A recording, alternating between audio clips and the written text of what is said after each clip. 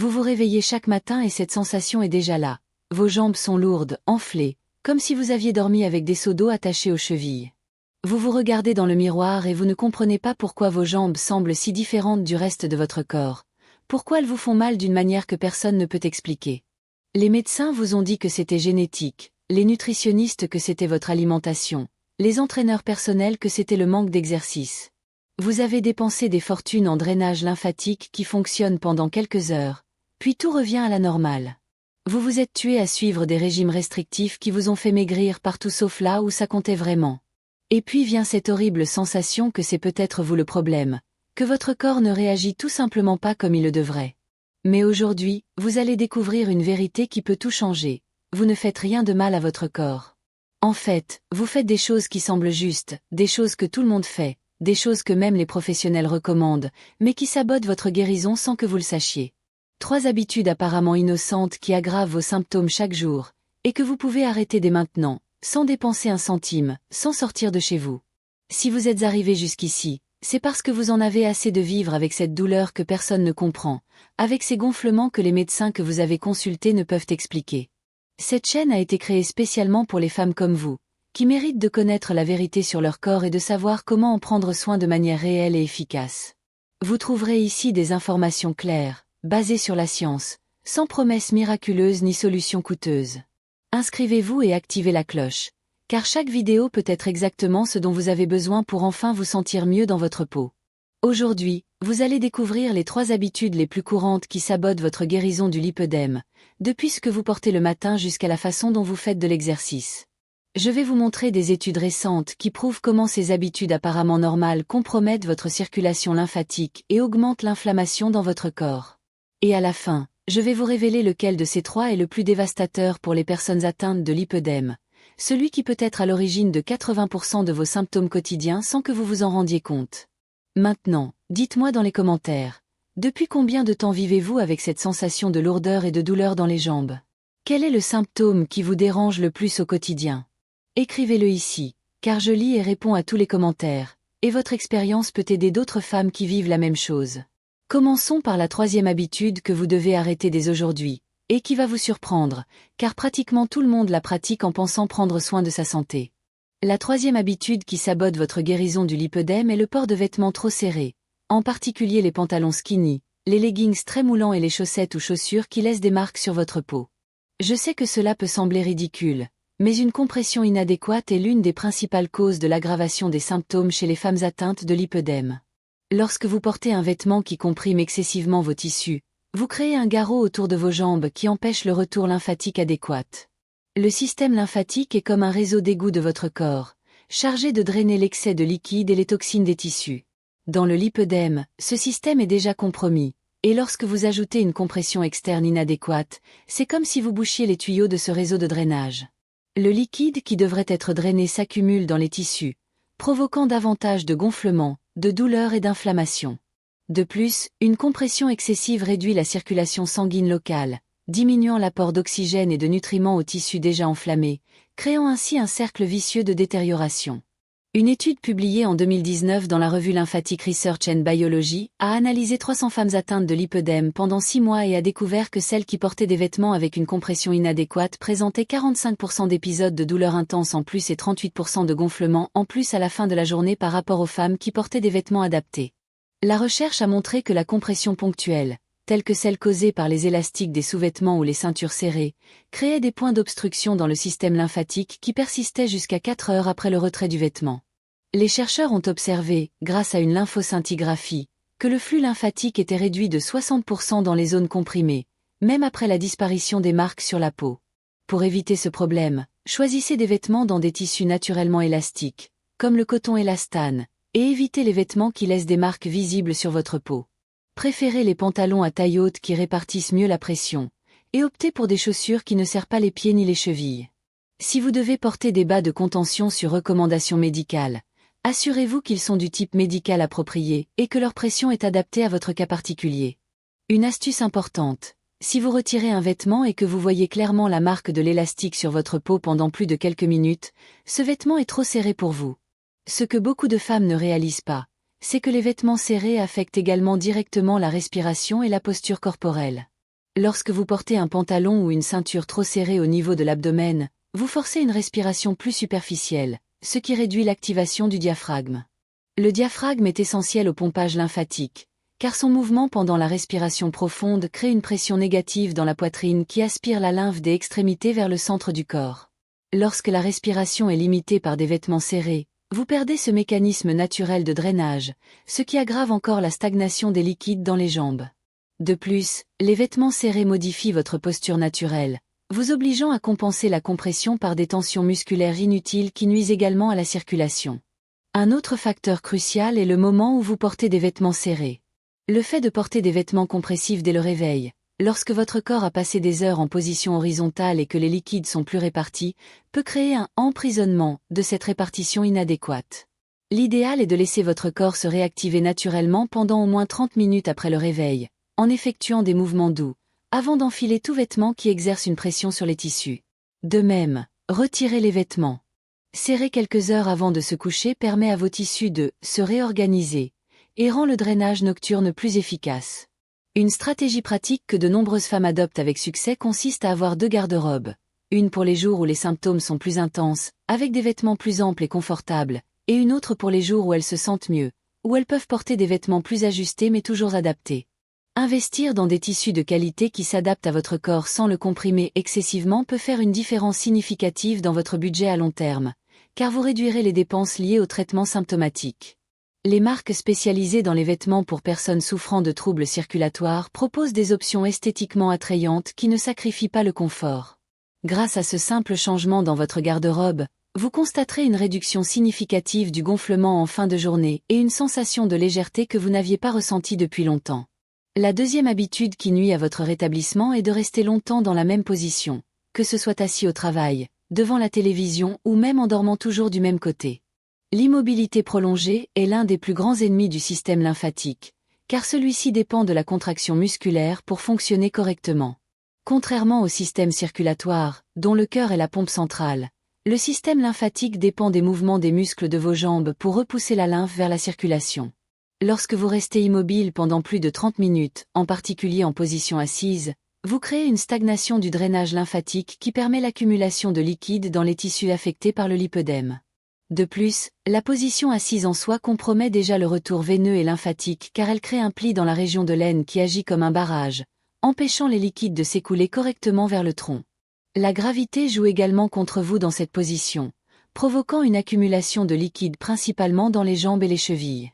Ce que beaucoup de femmes ignorent, c'est que cette stagnation ne provoque pas seulement un gonflement temporaire, mais augmente également la pression sur les tissus adipeux déjà enflammés, intensifiant la douleur caractéristique du lipœdème et créant un environnement propice à davantage d'inflammation et de fibrose. Une étude menée par l'Université de médecine de Vienne en 2021 a suivi 250 femmes atteintes de lipœdème pendant 8 semaines, en les divisant en 2 groupes, l'un qui maintenait des routines sédentaires normales et l'autre qui mettait en place des pauses actives toutes les 30 minutes. Le groupe qui faisait des pauses régulières a présenté une réduction de 52% de l'intensité de la douleur dans les jambes et 41% moins d'épisodes de gonflement sévère en fin de journée.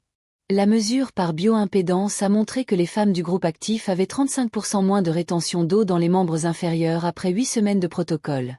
Les chercheurs ont également observé une amélioration de 28% de la qualité du sommeil et une réduction de 33% de la consommation d'analgésiques pour soulager les douleurs dans les jambes chez les participantes qui ont mis en place des pauses actives. La solution est simple mais révolutionnaire. Toutes les 30 minutes, levez-vous et bougez pendant au moins 2 minutes. Il peut s'agir d'une petite promenade jusqu'à la cuisine, de quelques étirements debout, ou même de fléchir et d'étirer les pieds en position assise. Si vous travaillez dans un bureau, programmez des rappels sur votre téléphone portable pour ne pas oublier. Pendant votre sommeil, changez naturellement de position et pensez à surélever légèrement vos jambes à l'aide d'un petit coussin pour faciliter la circulation sanguine. Si vous regardez la télévision le soir, profitez des pauses publicitaires pour vous lever ou faire des exercices simples pour les chevilles pendant les programmes. Un détail qui fait toute la différence est la qualité des mouvements que vous effectuez pendant ces pauses actives. Pas besoin de faire quelque chose de fatigant ou de compliqué. Des mouvements doux comme se mettre sur la pointe des pieds, fléchir les genoux alternativement ou faire des cercles avec les chevilles sont plus efficaces que vous ne le pensez. Ces mouvements simples activent spécifiquement les muscles du mollet, qui fonctionnent comme une pompe naturelle pour envoyer la lymphe et le sang veineux vers le cœur. La pompe du mollet est considéré comme le deuxième cœur du corps humain, et lorsque vous restez immobile pendant longtemps, cette pompe cesse de fonctionner efficacement. Il en résulte une accumulation progressive de liquide dans les tissus des jambes, précisément là où le lipœdème rend déjà la peau vulnérable. Pour ceux qui travaillent à domicile ou qui ont des horaires plus flexibles, une stratégie encore plus efficace consiste à mettre en œuvre ce que les physiothérapeutes appellent le positionnement dynamique. Cela consiste à alterner différentes positions tout au long de la journée, quelques heures assises sur une chaise ergonomique, un peu de temps debout à un comptoir haut, et des périodes assises par terre, les jambes allongées. Cette variation constante des positions stimule différents groupes musculaires et empêche toute zone spécifique du système lymphatique d'être surchargée ou stagnante. Les femmes qui adoptent ce système rapportent une réduction spectaculaire de la sensation de jambes lourdes en fin de journée. Un autre aspect fondamental est l'environnement dans lequel vous passez le plus de temps. Si vous travaillez ou étudiez en position assise, envisagez de petits ajustements qui font une grande différence. Gardez les pieds à plat sur une surface plane, évitez de croiser les jambes, réglez la hauteur de votre chaise de manière à ce que vos genoux forment un angle de 90 degrés et utilisez un repose-pied si nécessaire. La température ambiante influence également la circulation sanguine. Les environnements très chauds favorisent la vasodilatation et peuvent augmenter l'extravasation de liquide vers les tissus, tandis que les environnements excessivement froids peuvent provoquer une vasoconstriction qui nuit également au drainage lymphatique. L'idéal est de maintenir une température confortable entre 20 et 24 degrés C, et d'assurer une bonne ventilation dans la pièce où vous passez le plus de temps. En mettant en œuvre ce changement, vous remarquerez que vos jambes sont moins lourdes tout au long de la journée et que la douleur diminue considérablement, surtout la nuit. Maintenant, dites-moi, vous passez aussi des heures et des heures assises sans vous en rendre compte? Avez-vous déjà ressenti des fourmillements ou un engourdissement dans les jambes après être resté longtemps dans la même position? Écrivez dans les commentaires « Je reste assise X heures d'affilée » et racontez comment vos symptômes se manifestent lors de ces journées plus sédentaires. D'autres femmes vous liront et se rendront compte qu'elles ne sont pas seules dans cette lutte. Votre expérience peut aider quelqu'un qui se sent perdu comme vous vous êtes déjà senti. Créons un réseau de soutien ici dans les commentaires. Si la vidéo vous a été utile jusqu'à présent, n'hésitez pas à la liker pour m'aider à toucher davantage de femmes qui ont besoin de ces informations. Et si vous n'êtes pas encore abonné, profitez-en pour vous abonner et activer la cloche, car chaque semaine, je publie de nouveaux contenus sur le lipœdème et la santé féminine. Nous arrivons maintenant à la première habitude la plus dévastatrice que vous devez arrêter immédiatement. Et celle-ci va vous choquer, car c'est quelque chose que l'industrie du fitness promeut comme étant sain et nécessaire pour toutes les femmes. C'est l'habitude numéro 1 qui détruit vos tissus et aggrave considérablement vos symptômes de lipœdème. Faire des exercices à fort impact comme la course à pied, le saut, les cours de step et même certains types de danse fitness. Je sais que cela va à l'encontre de tout ce que vous avez entendu sur l'exercice et la santé, mais pour les femmes atteintes de lipœdème, ces exercices ne sont pas seulement inefficaces, ils sont nocifs. L'impact répétitif de ces exercices crée des microtraumatismes dans les tissus adipeux déjà enflammés et sensibles du lipœdème, intensifiant la douleur et accélérant le processus de fibrose. Chaque foulée pendant une course, chaque saut pendant un cours d'aérobic, chaque mouvement d'impact envoie des ondes de choc à travers vos tissus qui augmentent la pression interne et provoquent des micro-ruptures dans les capillaires lymphatiques. Cela aggrave non seulement le gonflement immédiatement après l'exercice, mais crée également un processus inflammatoire chronique qui maintient vos symptômes actifs même lorsque vous vous reposez. De plus, les exercices à fort impact augmentent considérablement la pression veineuse périphérique, forçant davantage de liquide à sortir des vaisseaux sanguins et surchargeant encore plus un système lymphatique déjà compromis. C'est comme essayer de vider une baignoire alors que quelqu'un ouvre le robinet. Vous pouvez transpirer et vous fatiguer, mais le problème ne fera qu'empirer. Le plus douloureux est de savoir que de nombreuses femmes atteintes de lipœdème se forcent à faire ces exercices en pensant que la douleur intense est normale, qu'elles doivent tenir bon pour voir des résultats, alors qu'en réalité, elles causent davantage de dommages à leurs tissus à chaque séance. L'étude la plus marquante sur ce sujet a été publiée en 2023 dans le Journal of Lipedema Research, où des chercheurs allemands ont suivi 180 femmes atteintes de lipœdème pendant 12 semaines, en les répartissant en 3 groupes. Exercice à fort impact, exercice aquatique à faible impact et groupe témoin sédentaire. Les résultats ont été choquants. Le groupe qui faisait des exercices à fort impact a connu une augmentation de 73% de l'intensité de la douleur dans les jambes, 58% d'épisodes de gonflement sévère en plus et a présenté des signes de progression du lipœdème chez 68% des participantes. Étonnamment, ce groupe a obtenu des résultats encore pires que le groupe sédentaire en ce qui concerne les symptômes du lipœdème. Le groupe qui a fait des exercices aquatiques a quant à lui constaté une réduction de 64% de la douleur, 49% moins de gonflement et une amélioration de la qualité de vie chez 82% des participantes. L'étude a utilisé des ultrasons pour mesurer l'épaisseur des tissus adipeux et a démontré que les exercices à fort impact entraînaient une augmentation moyenne de 12% de l'épaisseur du tissu fibrotique, tandis que les exercices aquatiques entraînaient une réduction de 8% de cette même mesure. Les biomarqueurs inflammatoires dans le sang étaient également significativement plus élevés dans le groupe à fort impact, avec des taux de protéines C-réactives 85% plus élevés que dans le groupe aquatique.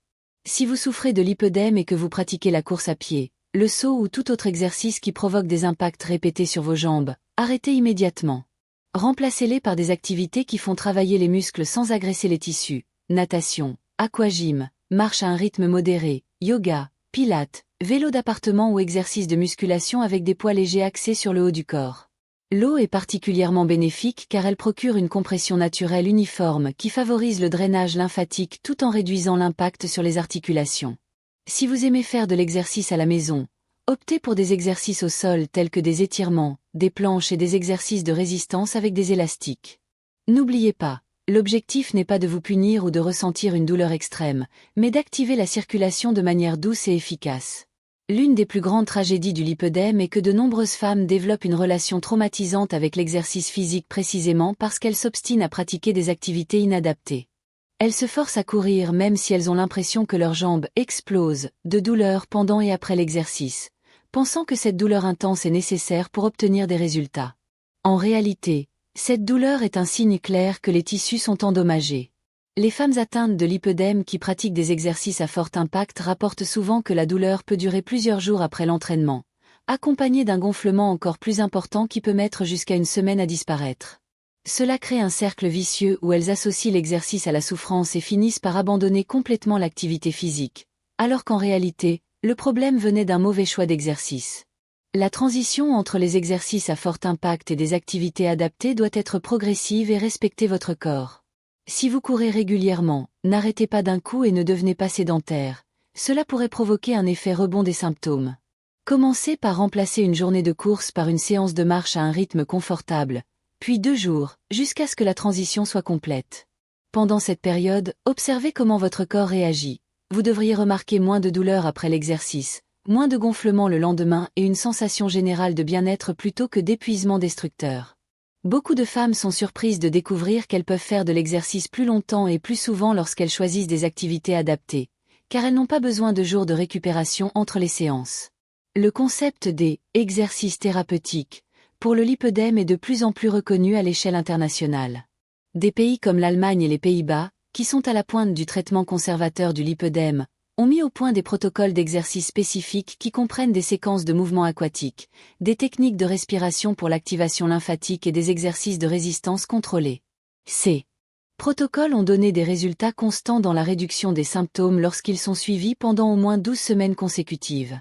Le principe de base est simple. L'exercice doit activer la circulation et renforcer les muscles sans causer de traumatisme aux tissus déjà sensibilisés par le lipœdème. Cela signifie des mouvements fluides, sans impact, axés sur l'amplitude des mouvements et l'activation de la pompe musculaire qui aide au drainage lymphatique. En mettant en œuvre ces 3 changements fondamentaux, des vêtements adaptés, des pauses actives régulières et des exercices à faible impact, vous constaterez une réelle transformation de vos symptômes. Vos jambes seront plus légères. La douleur diminuera considérablement et vous aurez enfin l'impression de prendre soin de votre corps comme il se doit. Maintenant, dites-moi dans les commentaires, lequel de ces 3 habitudes allez-vous changer en premier? Lequel vous a le plus surpris? Et si cette vidéo vous a aidé, abonnez-vous à la chaîne pour recevoir plus de contenu sur la façon de prendre soin du lipœdème de manière naturelle et efficace.